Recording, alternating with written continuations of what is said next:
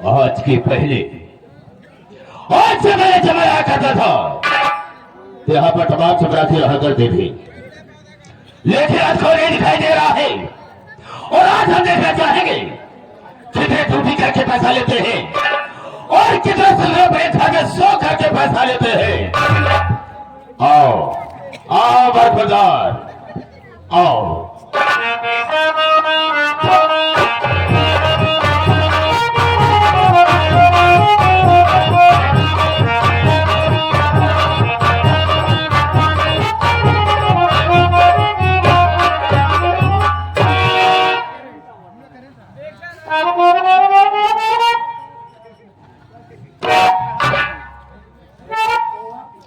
देरी हो गई, आवाज साहब पहले से आके विराजमान हो गए हैं। बहुत देर लगा था बाबू, इधर खोखार अभी बातें बाबू गोली चाट के देखा हमका कई दाई मार जाए से भाई, कई मतलब हम मर चुका ही फार कितना रहा है। जब मर जाए ये भगवान किए जाएंगे, हुआ जो भगवान रहा है हमारे संपर्की निकल जाए। पहले हमारे उनके न्योता हकारी होत रहा है, लेकिन तनिक तनिक टिंड पुण्य हमारे दुआरे छोड़ दे, लेकिन मानदान हमारो तो नहीं बना बा। अगर भूले भर के कभी दुआरे पहुंच जाए थी ना तो छूछ लोटा पानी लेके जरूर दौड़त थी। मिलब देखा का होता, सितारे हिंद का रुतबा है सरकार को वाला, हमेशा खुश नजर बख्शे मेहरबानी का हक ताला। कहना चीज गुलाम वफादारी सबक सीखा है, ये हाथ है जिससे आपका नमक खाया है। क्या हमो के सरकार भागने कोशिश किया तो 1 कदम पे गोली और 2 कदम पे तो गोली और 3 कदम पे लगभग बाजार कर दूंगा। डर गया सालो।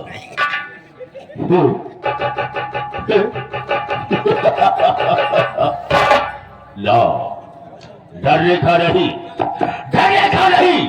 जो डर गया सो मर गया।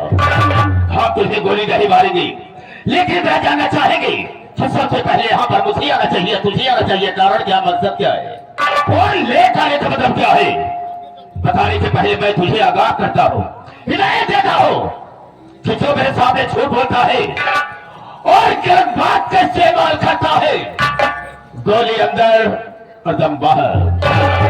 बेटा जितनी बात बता रहा बस बिल्कुल सही बता। झूठ बोलते न करो बाबू, जवाब पूछा तो है सब सारे झाड़ से मारता हो, लेकिन तुझे बट की तरफ से मारूंगा तो खोपड़े का ढक्कन खुलकर बाहर गिर जाएगा। मैंने तुझसे पूछा कि लेट आने का मतलब क्या है। लेट के काहे आए बाबू? कुत्ते क्यों ना सुनाई नहीं देता। मैंने कहा देर से क्यों आया, बता मुझे। देर काहे होगी, एमे मसाला फंसी है। हाँ बाबू, कौन मसाला बे, कौन मसाला? बदतमीज कहीं का कारण फंस गया। एक मसला फंसी है बाबू, का बतौबे के यार दे मारे जरूर।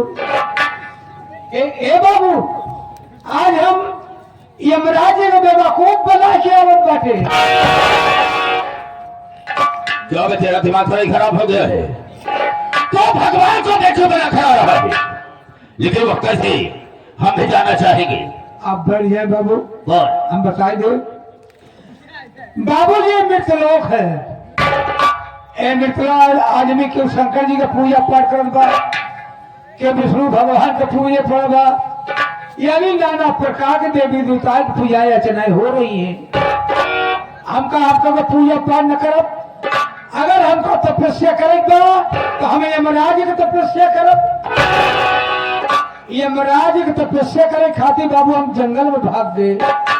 जंगल में पहुंचे बाबू, हम खड़ा होके लागे करे तपस्या आप चौंकिया कहाँ है?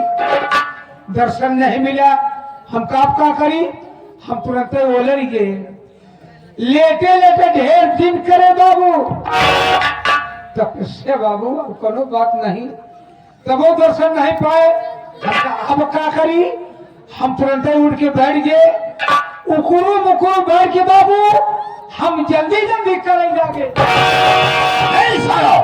एक पैर से चढ़ूंगा, एक बार फाड़ कर फेंक दूंगा। क्या चलने लगा रे? तो नाम क्यों नहीं लेता? जैसे ले चाहे खड़ा हुई आगे बोल। उससे हमारे खुशी हुई है।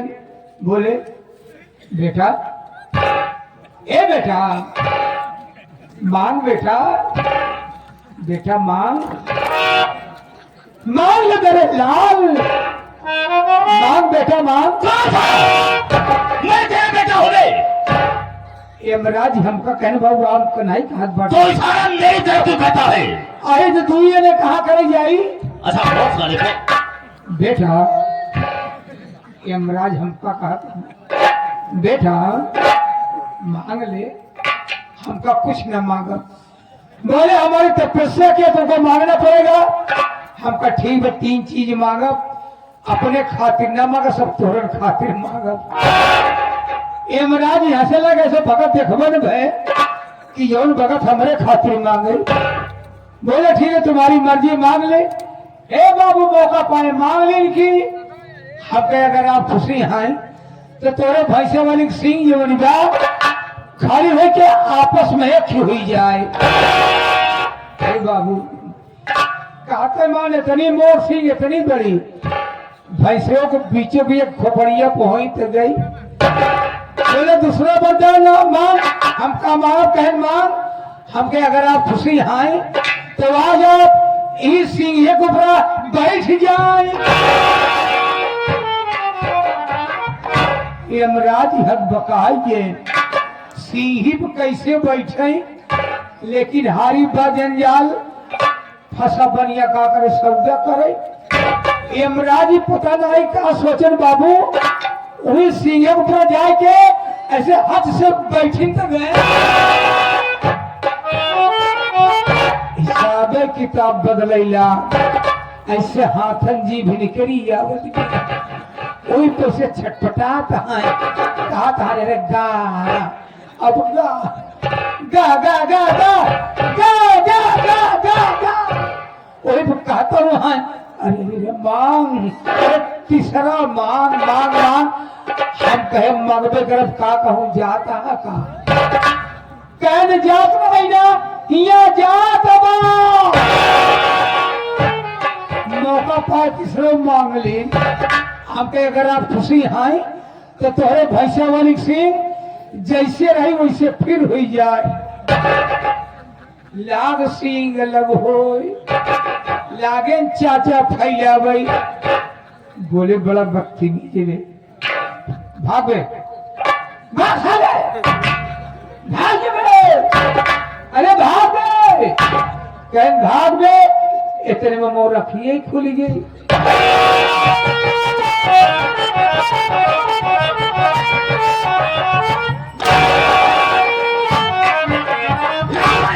मैं कहता जाओ, कहाँ भाग कर जाता है?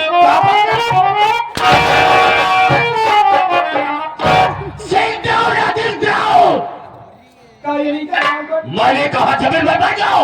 ए भगवान बैठ जाओ।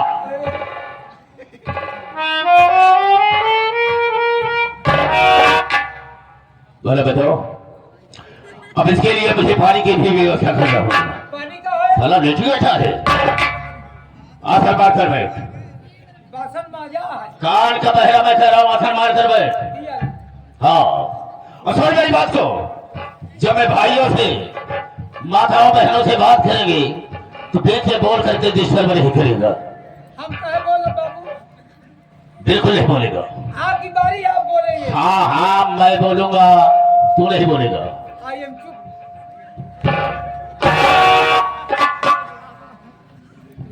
मना कर दिया, बार की नहीं बोलेगा। आप बोले बाबू।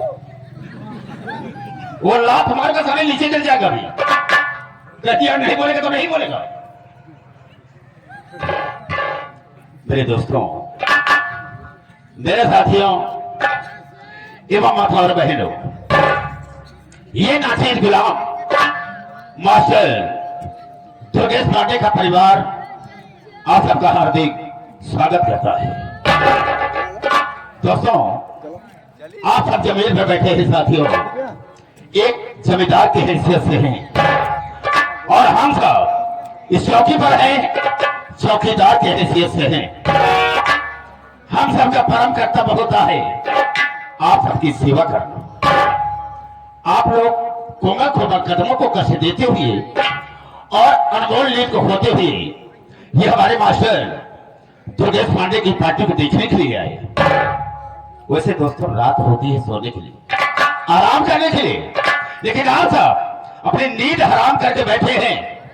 तो वैसे तो नहीं कह सकता हूं, वादा तो नहीं करूंगा, लेकिन मैं ऐसा करूंगा कि आप सबकी नींद हराम नहीं होगी।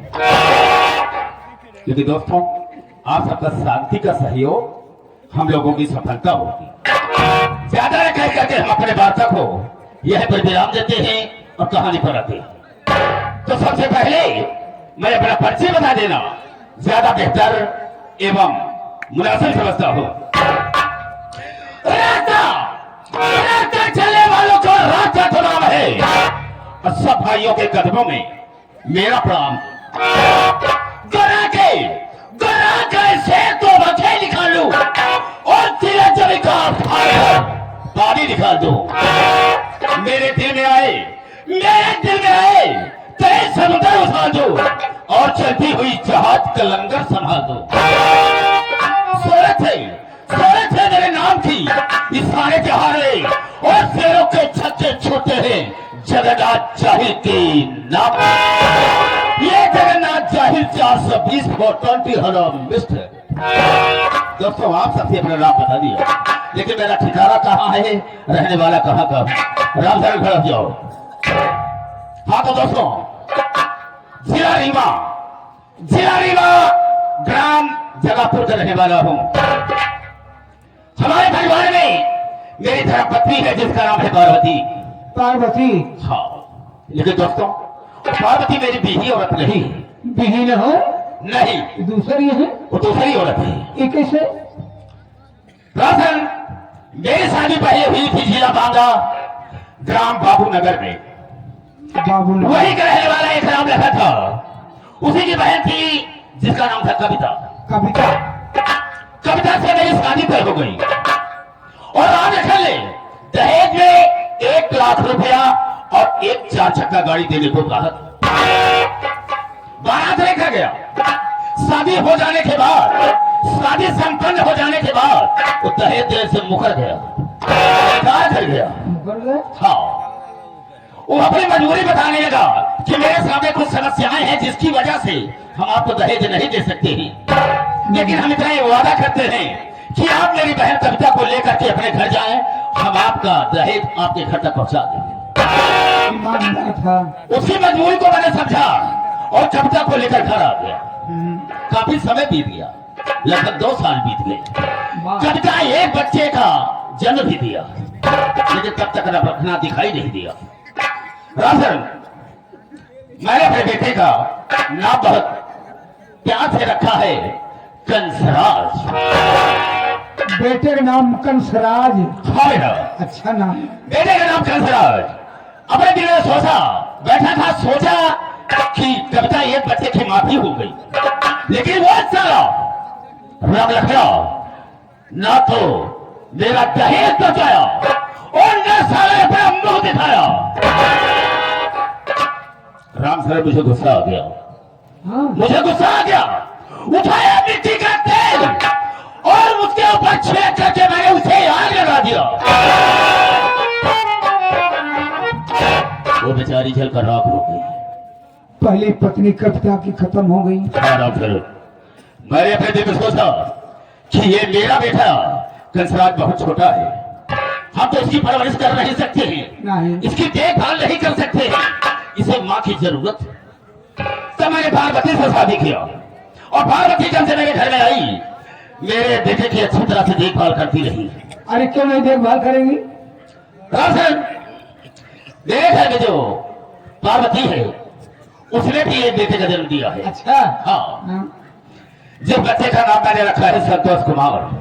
संतोष कुमार। हाँ, अच्छा नाम है। राशन मेरा बेटा कल साथ धीरे धीरे सयाना हो गया और अपने दिल में मैंने सोचा कि मेरा बेटा सयाना हो गया है, हम इसकी शादी करते हैं ताकि अपनी जिंदगी को चैन से बिता सके। हर गार्जियन का फर्ज होता है बाबू। क्यों नहीं, मैंने अपने बेटे कंसराज की शादी कर दिया और बहुत बड़े घर में किया हूँ। बहुत सारा मुझे दहेज मिला है। हाँ, बड़ा सामान पाए हो गए। बड़ा सामान का मतलब क्या होता है? फ्रिज, अलमारी, गाड़ी वगैरह वगैरह। बिल्कुल सही कहा तुमने। हाँ। बहुत सारा सामान मुझे मिला है, लेकिन जानते हो मेरी बहू बहुत खूबसूरत है। हाँ। हाँ, जिस तरह से मेरा बेटा कंसराज है हाँ। उसी तरीके से वो दुल्हन है। वाह वाह। मेरी बहू भी, लेकिन मेरी बहू का नाम तुम्हें मालूम नहीं होगा। बिना बताया क्या जाने। बहुत प्यारा सा नाम है उसका। क्या नाम है? मेरी बहू का नाम है कंजुगही देवी। कंजुगही देवी। हाँ राधर। अच्छा नाम है। राधर, मेरी कंजुगही देवी जब से मेरे घर में आई है 4 चांद लग गया है। है, क्यों नहीं? लेकिन कुछ समय बीतने के बाद कंजुगही देवी ने भी एक बेटी का जन्म दिया है। एक बेटी जन्म दिया है। हाँ, जिस बच्ची का नाम मैंने रखा है शिखा। शिखा। और जब तक मैं उसे देखता रही हूँ मुझे तसल्ली नहीं मिलती है। राजन, वो कंसराज अपने परिवार के साथ में रह करके अपनी जिंदगी को बिता रहा, क्यों नहीं? लेकिन वो सारा संतुष्मा अपने मनमानी काम किया है। ऐसे मनमानी बाबू? मनमानी काम ये किया है कि ये दर बदर की ठोकर खाने वाली भिखारी से शादी कर ली। भिखारी का शादी? हाँ, और इस समाज ने उसे मेरी बेइज्जती की है। अगर हम उसकी शादी करते तो अच्छी सी बहू घर में आती और बहुत सारा मुझे दहेज मिलता। आपकी बेइज्जती खराब होगी। अरे इज्जत खराब हो गई या बेइज्जती खराब हो गई? आपकी इज्जत खराब होगी। वो सत्रह अपने हक में अच्छा किया है, लेकिन मेरे लिए ठीक नहीं किया है। हाँ। ना तो हम उसे चैन से रोटी खाने देंगे और न ही चैन से जिंदगी जीने देंगे। हम उसे बर्बाद कर देंगे। ये रहा जगन्नाथ साहिल का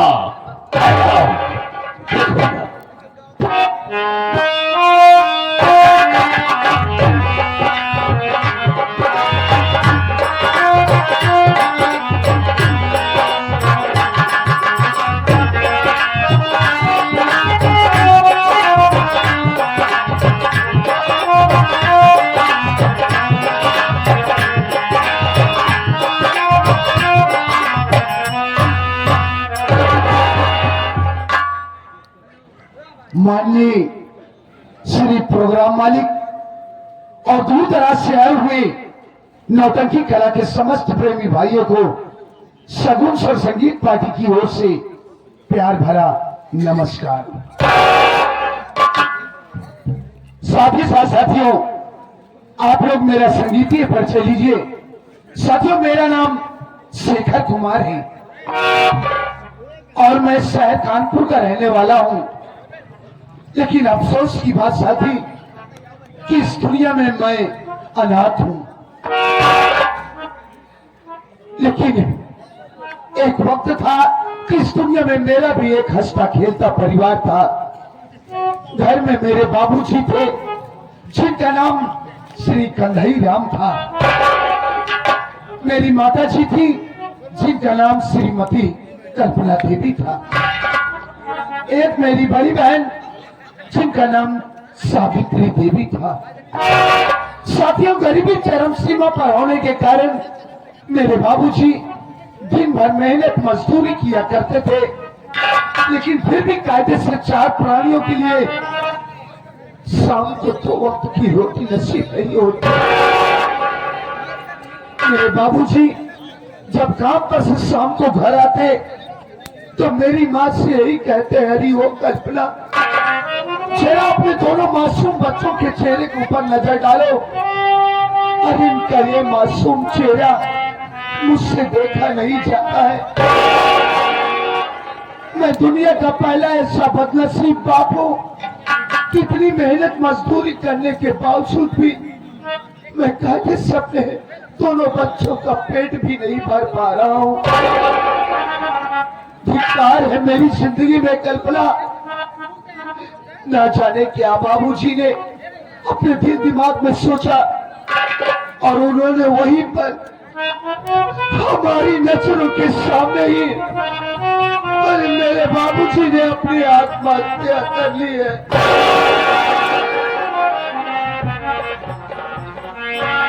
यह दृश्य देखकर मेरी माँ तो अवाक रह गई, दौड़कर बाबूजी की लाश से लिपट कर रोने लगी और अचानक उन्हें भी हार्ट अटैक आया और मेरी माँ भी यह दुनिया छोड़कर हमेशा के लिए चली गई। मैं और मेरी दीदी बाबूजी और माँ की लाश से लिपट कर रोते रहे। अचानक न जाने क्या बात मेरी दीदी ने सोचा और वो भी मुझे वहीं पर तना अकेला रोता हुआ छोड़कर न जाने कहां चली गई। मैं वहीं बैठा रोता रहा। गांव वालों ने मुझे समझाया कि बेटा शेखर, इस दुनिया में जिसका कोई नहीं होता है बेटा, उसका वो ऊपर वाला भगवान होता है। तो चिंता मत कर, अभी हम गांव वाले हैं, तेरी सहायता जरूर करेंगे बेटा, चिंता मत कर। गांव वालों की सहायता से किसी तरह माँ बाबूजी का दाह संस्कार मैंने किया और गांव वालों के साथ जाकर शहर में ही ठेकेदारी का काम करने लगा। मेरी उम्र लगभग 8 वर्ष की थी। जब गांव के बच्चों को स्कूल जाते देखता तो मेरे दिल में भी यही बात आती, यही सोचता था कि आज अगर इस दुनिया में बाबूजी माँ जिंदा होते तो मैं भी अन्य बच्चों की तरह स्कूल पढ़ने के लिए जाता। वही रो रहा था। गांव वालों ने समझाया कि बेटा शेखर, अरे रोता क्यों है बेटा, तू पढ़ना चाहता है, हम तुझे पढ़ाएंगे। गांव वालों ने मेरा दाखिला स्कूल में करवा दिया। मैं अपनी पढ़ाई जारी रखा। छुट्टी के दिन में शहर में जाकर ही ठेकेदारी का काम कर लिया करता था। धीरे धीरे वक्त समय गुजरता गया साथी। मैं सयाना हुआ, यहाँ तक कि मैंने ग्रेजुएशन किया, ग्रेजुएट बना और न जाने कितने डिपार्टमेंट में मैंने ऑनलाइन ऑफलाइन फॉर्म अप्लाई किया नौकरी के लिए, लेकिन साथी मेरा नसीब ही ठीक नहीं। आज तक मुझे किसी विभाग में कोई नौकरी नहीं मिली। आप लोग ही सोचिए कि एक पढ़े लिखे नवयुवक के लिए इससे शर्म की और क्या बात हो सकती है। कितनी पढ़ाई लिखाई करने के बावजूद, ग्रेजुएशन करने के बावजूद भी वो नवयुवक शहर में जाकर ही ठेकेदारी का काम करे।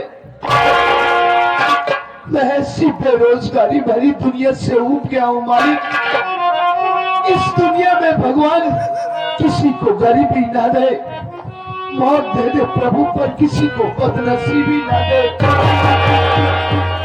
पर जिस तरीके से तूने मेरे माँ बाप को मुझसे छीन लिया भगवान, उसी तरीके से तू भी मुझे इस दुनिया से उठा ले। तो मैं इस दुनिया में जीना नहीं चाहता।